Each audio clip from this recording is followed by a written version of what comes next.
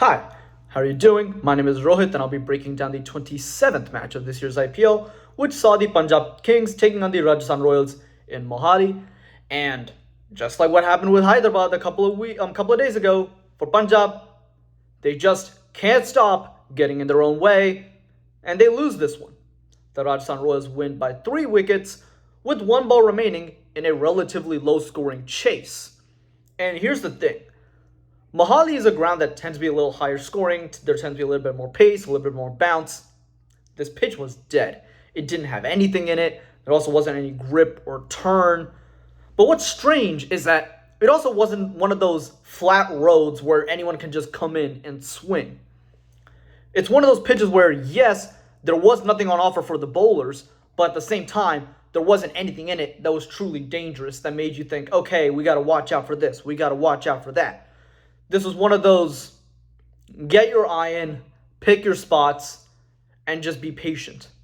The problem is, the Punjab batters were not patient. They were not ready to just wait and apply themselves. And in order to get the run rate up, they got themselves out. Simple as that.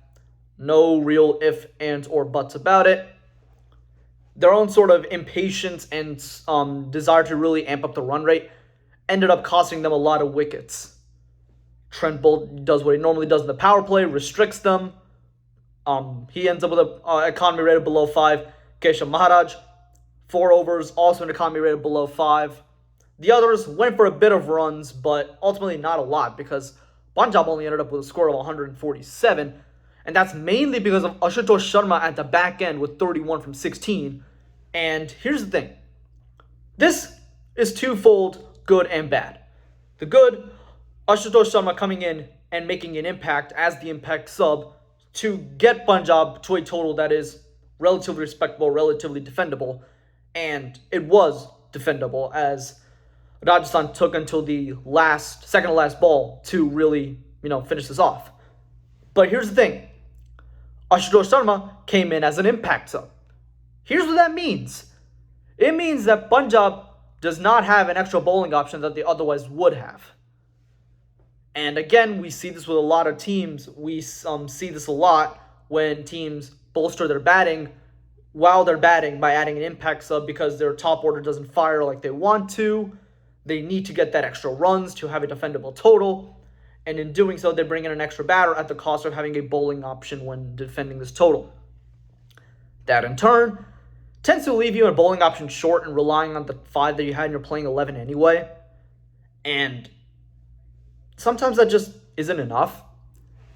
And so what teams need to understand, particularly teams like Punjab, who already have a sort of struggling bowling attack outside of Arshdeep Singh, is that you cannot panic and think, oh, we need the runs ASAP, and just chuck in an extra batter as the impact sub. If you know that Ashutosh Sharma is one of your better back-end hitters, have him in your playing 11 from the start. Yes, Punjab had to maneuver through a little bit of things because Shikhar Dhawan was not available for this match. And so they had to bring in Atharva Taide to open. Sam Curran was the captain. So there's a lot of chopping and changing there by necessity. But that doesn't really detract from the fact that Punjab needs to look at where to find other bowling options. Maybe you consider seeing if anybody in your not playing 11, but in your squad can also round their arm and bowl. Maybe just bring them on, and if they're handy with the bat, that's an added bonus. So it's one of those things where they don't have to be a true all-rounder. Frankly, especially when it comes to the Indian contingent side of things, I don't think there are truly many all-rounders that you can look at and say, yeah, they're a true all-rounder. They can bat consistently and they can bowl consistently. I truly don't believe there are many players like that. Realistically, at this point, the only 2 players that I can name as of this specific moment who I would consider true all-rounders, as in players who are very much respected with the bat and also very important with the ball. They give you the best of both. And in my opinion, there's only 2 in the entirety of India right now. Those would be Akshar Patel and Ravindra Jadeja, neither of whom play for Punjab in the IPL. So yes, you are struggling, but batting all-rounders and bowling all-rounders are a thing. players who prefer one side of the sport than the other, who tend to be a bit better in that side, but by no means are they a slouch on the other side. They're not a specialist. They're just better at one than the other. So maybe try to look at a batting all-rounder who can give you one or two overs here and there. Or maybe look at a bowling all-rounder who can occasionally get you those handy runs at the back end. So that's something that Punjab has to think about. Because, again, genuine all-rounders are very rare. It is very rare to find someone who can give you the best of both worlds with both bat and ball.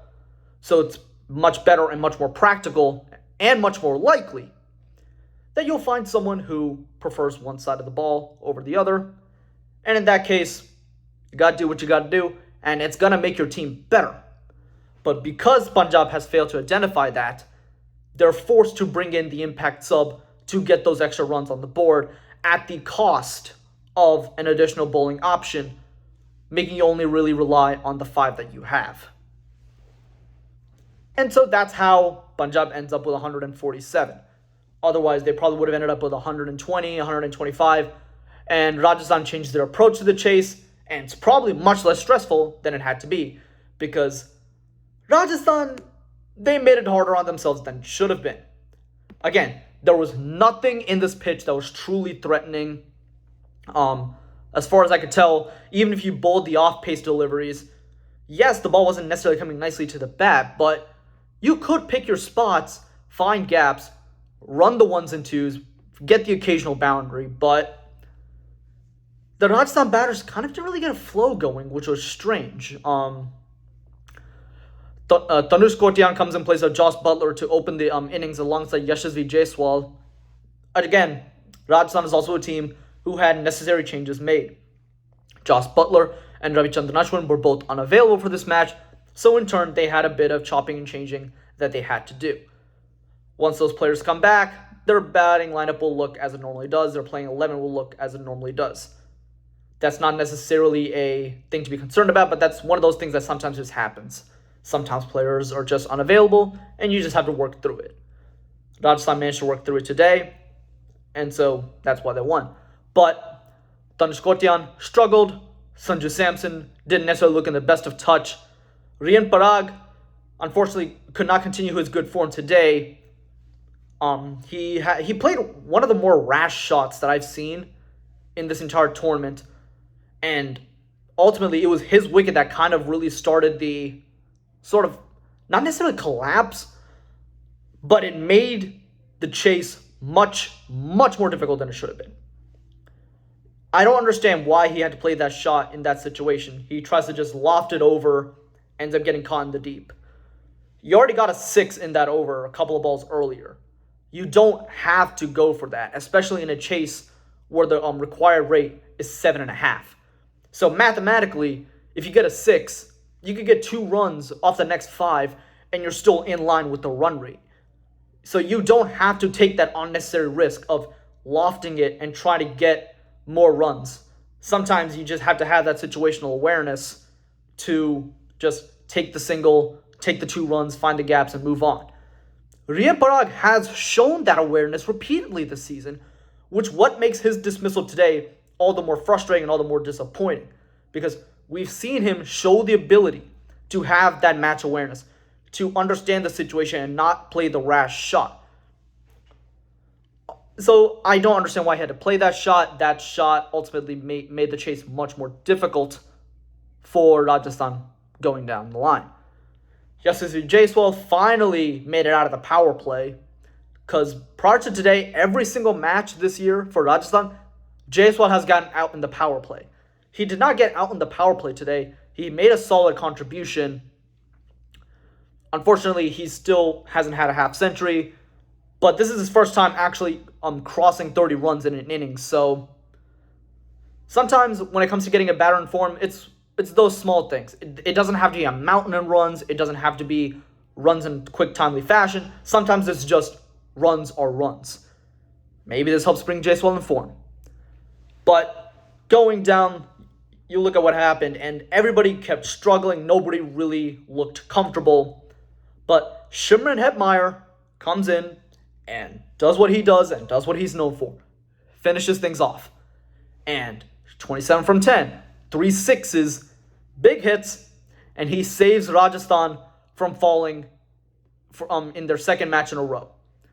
So sometimes you got to have your players come up clutch. Shimron Hetmeyer came up clutch. And so in the Punjab bowling, they didn't necessarily do anything wrong. Ultimately, there was nothing in the pitch for them to exploit, and they weren't also getting much to work with. So they did what they could, and it helped that Rajasthan batter struggled. But to the Punjab bowlers' credits, they did bowl good lines and lengths. They did not necessarily give too much width for the Rajasthan batters to freely just drive through or freely try to get runs. So there's a lot of lack of applications from both sides, both batting and bowling. But the bowling application for both teams was a lot better than their batting applications were in comparison. So there's that. But what did strike me as strange, especially in that last over, the last ball that Shimron Hetmeyer faced went for 6. In my opinion, either that ball, Arshdeep Singh bowled a very poor delivery on that, or poor delivery in the sense of, when it comes to the death overs, you bowl to your field, or you bowl to a set plan. It didn't look like Arshdeep Singh did either. You already get hit for 6, and at this point, it's 2 from 2. Shimron Hetmeyer, honestly, he could just take a single, give the strike to Trent Bolt, and then just scamper for 1, and here's the thing, you win no matter what. Or at worst, you go to a super over. But the funny thing is, Arshdeep Singh does something tactically impressive. He opts for the bouncer. And here's the thing, with 2 bouncers in the IPL, that gives bowlers another weapon, because it's not just one. They can use that bouncer again. Back in the day, you use one bouncer, the batter knows you're not going to bowl another one. But now, even if you bowl one, you know there's still another one in the bank. Arshdeep Singh does well to use that bouncer. The problem is, he does not use that bouncer appropriately. He does not set his field for the bouncer. Arshdeep Singh bounces it, Shimron Hetmeyer pulls it, hits the rope on the full at deep backward square leg, Rajasthan wins. If Arshdeep Singh wanted to bowl that bouncer, you have to have that protection at backward square leg. You want to have that protection on the boundary for the pull shot. There was no protection for the pull shot. And even if the ball didn't reach the boundary, there was nobody within, I want to say, 10 to 15 meters, if not more, in any direction.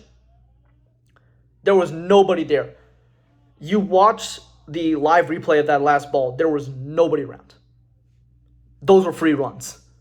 And ultimately, that was like the only thing that I saw that Punjab did poorly, was just that specific last ball. But yeah, that's basically how the game went down. That's basically what I thought of it.